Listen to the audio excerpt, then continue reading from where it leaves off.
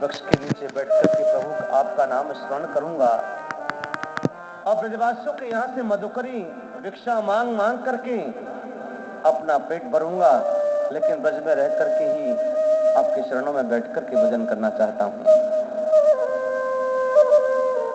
भगवान ने कहा नहीं, आपको जाना होगा।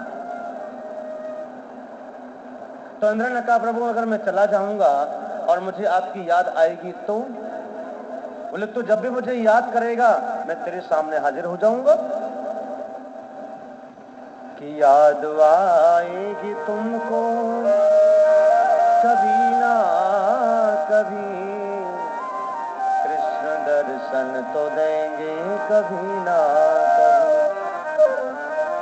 ऐसा विश्वास मन में जमाते चलो, कृष्ण गोविंद गोपाल गाते चलो।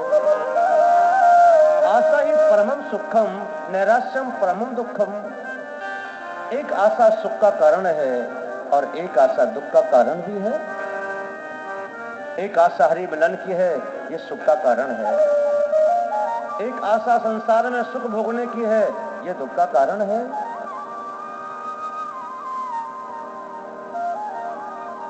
ध्यान देना, अगर आशा कभी करो तो गोविंद की मिलन की करना। गोपियों ने कभी धन को महत्व नहीं दिया, गोपियों ने कभी अपने घर को, पतियों को और बाल बच्चों को महत्व नहीं दिया। गोपियों ने सिर्फ केवल अपने मन को गोविंद के चरणों में गिरवी रख दिया और कुछ नहीं किया। ये मन जब गिरवी रख दिया जाए तो उस गोविंद को कभी न कभी तो याद आएगी। और सत्य तो यह है सज्जनों के जब हम कृष्ण को बसते हैं तो कृष्ण भी हमारी याद में रोते हैं। कृष्ण कृष्ण रटते रहो जब लग घट में प्राण। एक ना एक दिन तो दीनानाथ की बनक पड़ेगी कान, कभी तो सुन ही जाएगा। गाते रहो, प्रेम से बोलते रहो, रिझाते रहो श्याम सुंदर को, अपना बनाते रहो। इंद्र चले गए इंद्रलोक में और जाकर के अपना प्रशासन प्रारंभ कर दिया, शासन करने लगे। भगवान ने ब्रजवासियों को सुख प्रदान किया, सभी को आनंद प्रदान किया। ब्रजवासी यत्र तत्र अपने घर पे नगर में रहने लगे हैं और कृष्ण की बांसुरी बजने लगी है।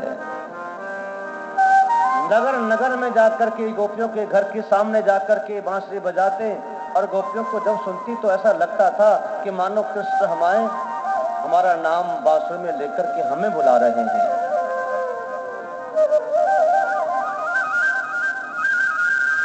गोपियां कहती है बैरन बांसुरी हमारी सौत, यानी कौन से कर ऐसे अच्छे कर्म करे जो कन्हैया की होठों पे ही हमेशा रखी रहती है। कृष्ण इसका चुंबन लेते रहते हैं और अपने हाथों से इसके चरण दबाते रहते हैं। ये हमारी बैरन सौत कहां से पैदा हो गई?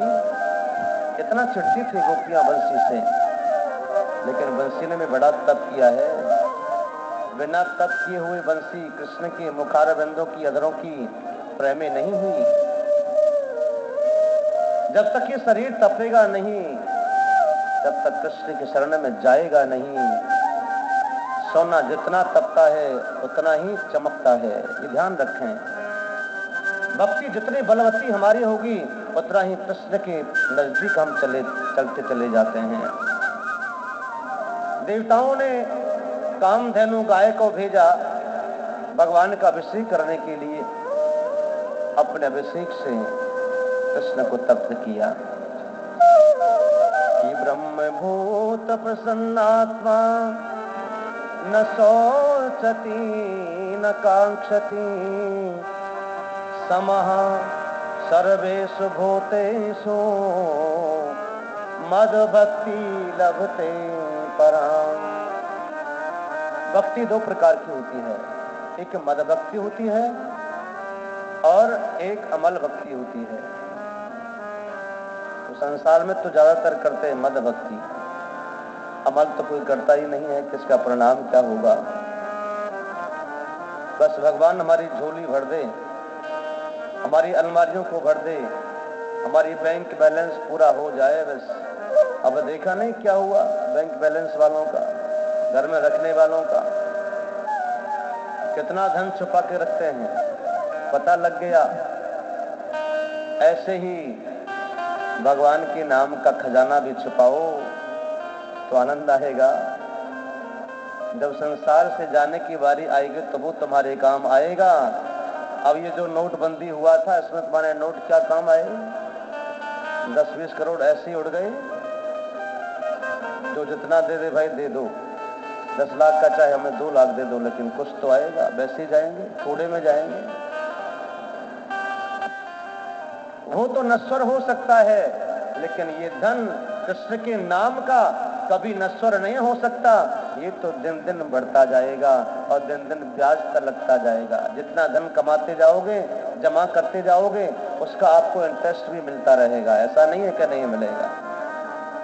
भगवान की बैंक में आप नाम का खजाना जमा करते जाओ, उसका ब्याज मिलता रहेगा। किया हुआ पुण्य कभी भी नहीं जाता, खाली नहीं जाता। भक्ति करो तो अमल भक्ति करो। जैसे हनुमान जी ने की, कोई भावना नहीं थी, उसकी स्वार्थ की भावना नहीं थी, कोई कामना नहीं थी। निष्काम भक्ति करो, निष्काम भक्ति ही गोविंद को प्रिय है। जो निष्काम भक्ति गोपियों ने की, गोपियां तो हमेशा भगवान को बचती थी। चाहे वो कोई काम कर रही हैं, गौशाला में कंडे थापने भी जाती हैं तो कृष्ण कृष्ण कृष्ण के नाम के कंडे बनाती थी, उपले बनाती थी। और सभी गोपियों को अपने अपने उपलों की पहचान होती थी, क्योंकि जब कृष्ण कृष्ण कह करके उपले थापती थी तो वहां कृष्ण का एक मोहर लग जाती थी उस पर। गोपियों का चिंतन जितना बढ़ा, उतने ही कृष्ण नजदीक आते चले जा रहे हैं।